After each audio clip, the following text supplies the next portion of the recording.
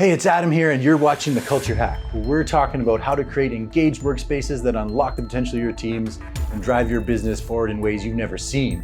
So stay tuned. Welcome, Noelle Leemburg. She is the founder of bSavvy Inc., and we're here to talk all things sales leadership, which is pretty exciting. Welcome to The Culture Hack, Noelle. Thanks so much for coming. Hey, great to be here, Adam. Thanks for the invite to partake in your podcast. Yeah, I'm pretty excited. We've been kind of going back and forth for a few weeks here. But before we get into it, tell us a little bit about bSavvy. What kind of great things are you up to? Okay, well, let's see. I've been running bSavvy since about 2016.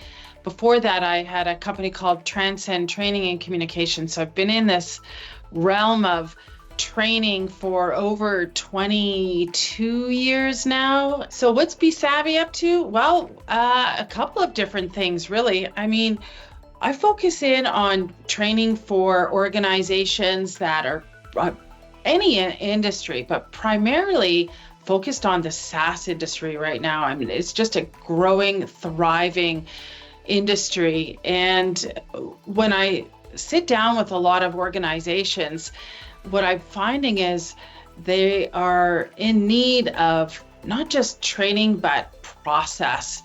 You know, nobody in the sales world really loves process. So I start with organizing journey and sales process, combine the two, and then facilitate training and skill development to help all people in a customer-facing role thrive in their role by building relationships and selling true value from a consultative perspective. So that's one of the things that we do. And then the other thing is I've just partnered with a fellow in the States. His name's Tom Desch, and Tom's been using an assessment tool called the Leadership Nexus. It's like no other assessment tool in the marketplace. So I'm excited to be bringing that to Canada. It helps leaders understand the intersection between what their thought time is and what their focus time is. And what we're finding is a lot of leaders get pulled down into the weeds, and therefore they're not really working in the role that the company requires them to be in, and or the responsibilities and accountabilities of that role. So this is a really eye-opening assessment tool that, like I said, is pretty new to Canada. It's been rocking and rolling in the States for a number of years, and so that's a lot of fun.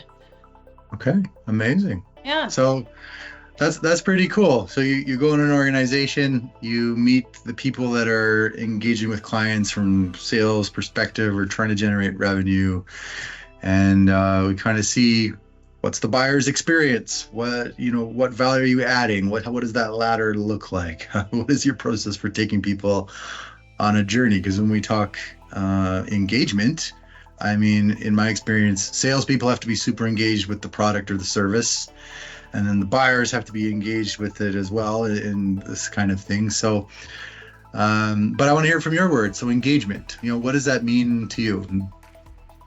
Yeah, I love the culture hack and this engagement piece, Adam, because in all of the years that I've been working in organizations, what I do think is the most important is the culture. And the more engaged your people are, the higher the level of intellectual property the organization's going to develop. And engaged people stick around. And that's important to organizations, and both, not just because of the bottom line, but because we have 4 generations in the workplace today. And as we all know, the younger generation has different needs than our baby boomers or anybody else, really. And so the challenge of keeping all these different generations engaged so that you can have a healthy culture, because healthy cultures thrive. I'll give you an example. I worked as a director of sales for a local company here in Calgary, an award-winning, I think they're a platinum award-winning, best managed company. And the head of the company, I'm happy to say his name, Nils Bodker, is, he's sold since then, but culture was so important to Nils. He integrated all sorts of events and training, and he went around and visited every single office. And I'll tell you, their organization didn't lose anybody over the course of many, many years. I think even the people who had the toughest jobs had been around for 25 to 30 years, slinging old greasy barrels off of the truck. And so the culture piece, when I worked for him, I really understood how much that drives long-term success. And people today are looking for more purpose in their work. And I think if we have engaged people and engaged cultures, companies will thrive. And we need that, especially in Canada. Well, and I've seen, if I'll use the sales example, when I'm doing sales, for example, I'll go through my usual routine, like a couple messages on LinkedIn or messaging people or follow up with those people. But if I'm super energized, I'll get creative and I'll be like, like, remember that person? I wonder if they'd be interested in that, or maybe we should hold an event, or like maybe, you know what I mean? Like I'll find unique opportunities that didn't exist a second ago. I'll just invent them, right? And I think that comes from engagement and excitement, right? I agree. I think when we're passionate about what we do, we're obviously more engaged. And from a training perspective, what I have found is people want to improve in their role. They want to be their best. And training brings people together. And when people are learning, they're usually thriving. They're usually in a good place. And fortunately, I've been at this long enough that if I meet people who aren't in that place, I have this innate ability to find what motivates them and get them engaged. And then the training, of course, because I do group training, it brings people together. So you have really high performers and then people who are striving to get better. And if everybody's working together, then they win together. And so, that's what I think. That's why I think training really helps with people engagement in an organization. Right. I hadn't thought about it that way. And I think when you're learning, especially if the learning curve is steep and it's something new, your mind like opens, right? Yeah. And you're in the space where you're curious and you're gonna, listen and all this type of stuff. So do you have any stories or examples of some of the training that you've done that's been really powerful for some of your clients? Sure. I was training this morning. So already, okay. This morning did a 75-minute session. And what I find is, initially people are a little hesitant. Oh, what's this going to be like? What am I going to say? And am I going to, be smart enough on this call? Or, how are my others going to think about me?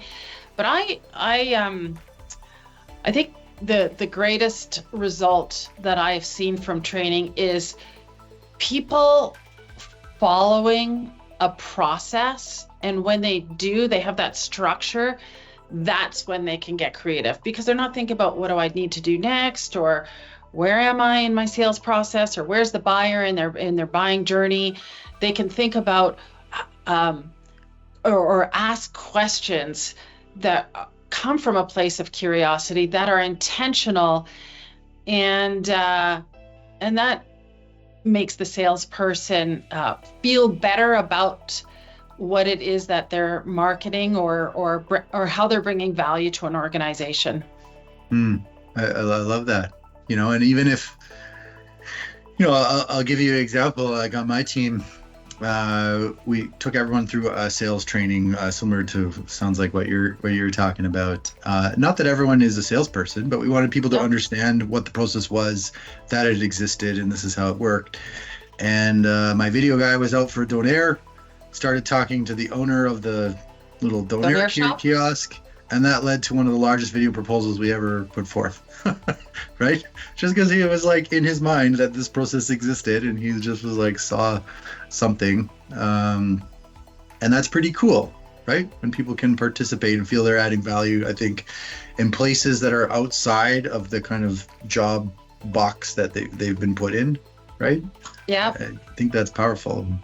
So when you're, in your travels with businesses over the last 23 years, have you seen changes in how sales is approached here? And, what do you kind of see for the future going forward? Oh, yeah, good question.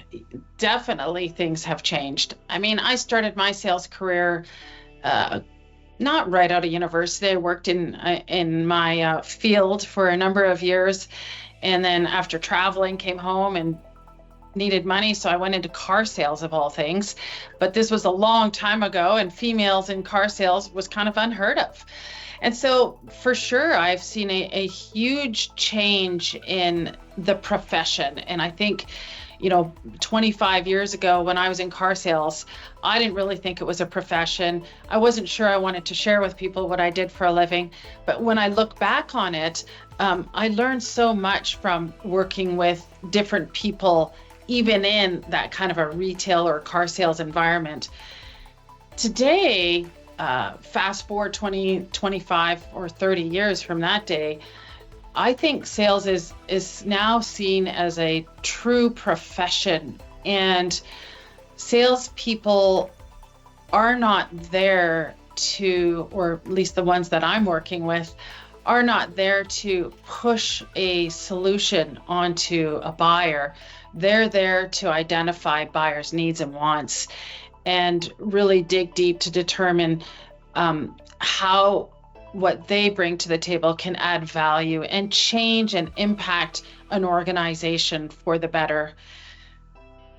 Okay. I'm not sure that answered your question, Adam. No, But, no, it's good. I love it. It's yeah. this idea of bringing value, right? I think it used to be that whoever could pay the most for advertising got the biggest market share, right? And I think what we've seen, whether it's on social media or whatever, is this idea of community building and engagement and relationships. And, how can I help you achieve your dreams?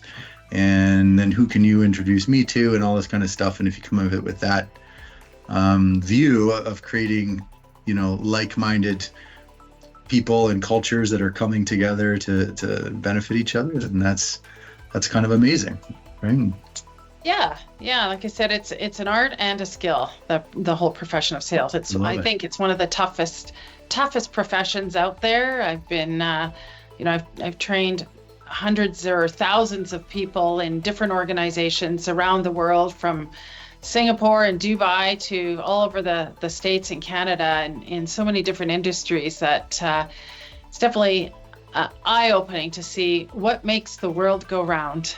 I love that. Okay. Well, thank you so much for your wisdom and insight today, Noelle. I really appreciate it. And hopefully people watching can get some cool gems out of this and, take their sales to the next level. So thank you. Right on. Well, thanks, Adam. Enjoy the rest of your summer. And thanks again for inviting me onto your podcast. Hey, thanks for watching The Culture Hack. Do you want to chat culture and engagement? Give us a call and come on the show.